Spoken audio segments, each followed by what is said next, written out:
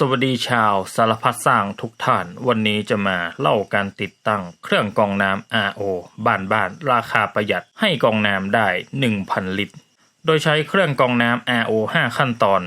150แกลลอนต่อวันถ้าคุณตรงๆก็550ลิตรต่อวันเครื่องตัวนี้สามารถตั้งพื้นและแขวนผนังได้ถ้าแขวนผนังใช้น็อต2ตัวก็สบายเพราะเครื่องไม่หนักเท่าไหร่รุ่น150 GPD นี้สายน้ำเข้าจะใหญ่หน่อยนะครับส่วนถังเก็บแรงดันจะไม่ใช้นะครับให้ใส่วาล์วกันน้ำออกก็พอเราจะเก็บน้ำไว้ในถัง 1,000 ลิตรแทนนี่เป็นน้ำทิ้งนะครับโปร300นี่ก็น้ำใช้ลงถังแล้วใส่ไส้กรองอย่าลืมแกะพลาสติกออกก่อนด้วยนะครับในการใส่ไส้กรอง RO ให้ฐานด้านที่มีประเกณฑ์ออกด้านนอกแล้วขันให้แน่นเพราะกรองนี้โดนแรงดันมากกว่าเพื่อนนะครับก่อนการกรองควรเปิดไล่เศษท่อ PVC และกาวทิ้งก่อนในการกรองแรกๆจะมีสีดำจากไส้กรองคาร์บอนออกมาให้เปิดน้ำทิ้งจนใสเทียบปริมาตรน้ำที่ได้กับน้ำทิ้งก็พอๆกันนะครับทดสอบวัดปริมาตรการกรองน้ำ1ลิตรใช้เวลา2นาที10วินาทีตีเป็น2นาที30วิแล้วกันเผื่อกรองสกปรกในอนาคต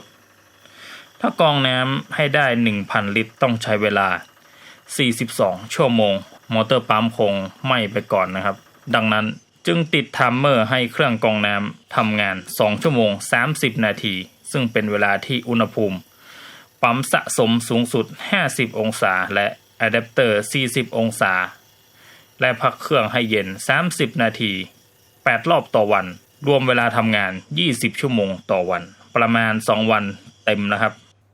และตัดสายปลั๊กเครื่องกรองน้ำ1เส้น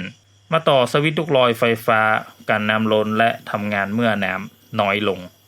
แต่ทำงานจริงๆแล้วใช้เวลา4วันกว่าน้ำจะถึงระดับบนสุดของลูกลอย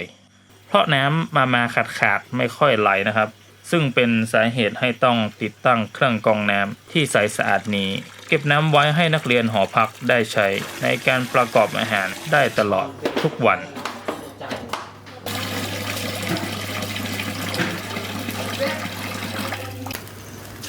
ข้าวหมูข้าวผมว่า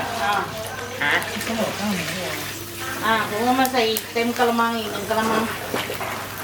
这给你塞一毛哎，一毛有万了。